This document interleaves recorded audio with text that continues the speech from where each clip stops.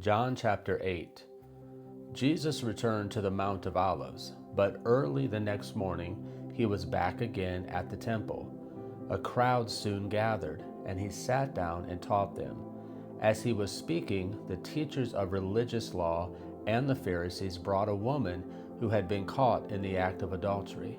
They put her in front of the crowd. "Teacher," they said to Jesus, "this woman was caught in the act of adultery. The law of Moses says to stone her. What do you say?" They were trying to trap him into saying something they could use against him. But Jesus stooped down and wrote in the dust with his finger. They kept demanding an answer, so he stood up again and said, "All right, but let the one who has never sinned throw the first stone." Then he stooped down again and wrote in the dust. When the accusers heard this, they slipped away one by one, beginning with the oldest, until only Jesus was left in the middle of the crowd with the woman. Then Jesus stood up again and said to the woman, "Where are your accusers? Didn't even one of them condemn you?" "No, Lord," she said. And Jesus said, "Neither do I. Go and sin no more." Jesus spoke to the people once more and said, "I am the light of the world. If you follow me, you won't have to walk in darkness, because you will have the light that leads to life."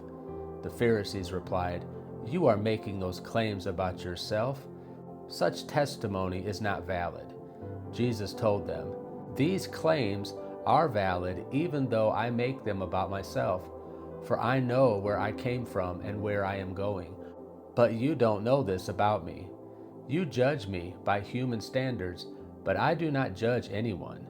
And if I did, my judgment would be correct in every respect, because I am not alone. The Father who sent me is with me. Your own law says that if two people agree about something, their witness is accepted as fact. I am one witness, and my Father who sent me is the other." "Where is your Father?" they asked. Jesus answered, "Since you don't know who I am, you don't know who my Father is. If you knew me, you would also know my Father." Jesus made these statements while he was teaching in the section of the temple known as the treasury. But he was not arrested because his time had not yet come. Later, Jesus said to them again, "I am going away. You will search for me, but will die in your sins.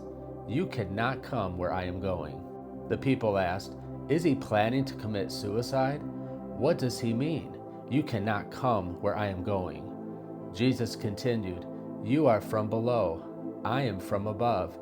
You belong to this world. I do not. That is why I said that you will die in your sins. For unless you believe that I am who I claim to be, you will die in your sins." "Who are you?" they demanded. Jesus replied, "The one I have always claimed to be. I have much to say about you and much to condemn, but I won't. For I say only what I have heard from the one who sent me, and he is completely truthful." But they still didn't understand that he was talking about his Father. So Jesus said, "When you have lifted up the Son of Man on the cross, then you will understand that I am he. I do nothing on my own, but I say only what the Father taught me. And the one who sent me is with me. He has not deserted me, for I always do what pleases him." Then many who heard him say these things believed in him. Jesus said to the people who believed in him, "You are truly my disciples if you remain faithful to my teachings, and you will know the truth, and the truth will set you free." "But we are descendants of Abraham," they said. "We have never been slaves to anyone. What do you mean, you will be set free?" Jesus replied, "I tell you the truth. Everyone who sins is a slave of sin. A slave is not a permanent member of the family, but a son is part of the family forever. So if the Son sets you free, you are truly free. Yes, I realize that you are descendants of Abraham, and yet some of you are trying to kill me because there's no room in your hearts for my message. I am telling you what I saw when I was with my Father, but you are following the advice of your father." "Our father is Abraham," they declared. "No," Jesus replied, "for if you were really the children of Abraham, you would follow his example. Instead, you are trying to kill me because I told you the truth, which I heard from God. Abraham never did such a thing. No, you are imitating your real father." They replied, "We aren't illegitimate children. God himself is our true father." Jesus told them, "If God were your father, you would love me, because I have come to you from God. I am not here on my own, but he sent me. Why can't you understand what I am saying? It's because you can't even hear me, for you are the children of your father, the devil, and you love to do the evil things he does. He was a murderer from the beginning. He has always hated the truth because there is no truth in him. When he lies, it is consistent with his character, for he is a liar and the father of lies. So when I tell you the truth, you just naturally don't believe me.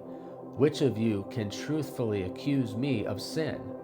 And since I am telling you the truth, why don't you believe me?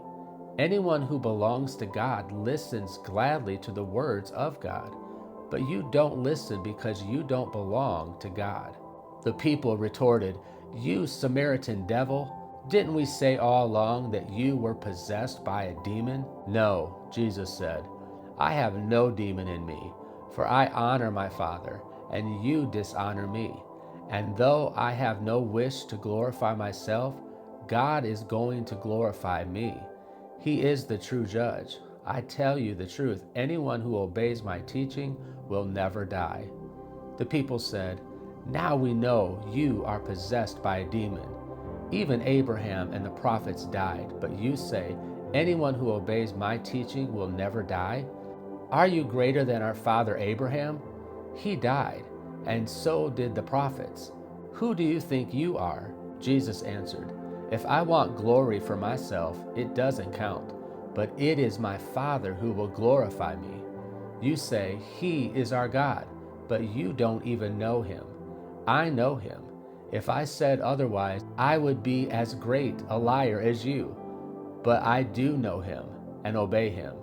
Your father Abraham rejoiced as he looked forward to my coming. He saw it and was glad." The people said, "You aren't even 50 years old. How can you say you have seen Abraham?" Jesus answered, "I tell you the truth, before Abraham was even born, I am."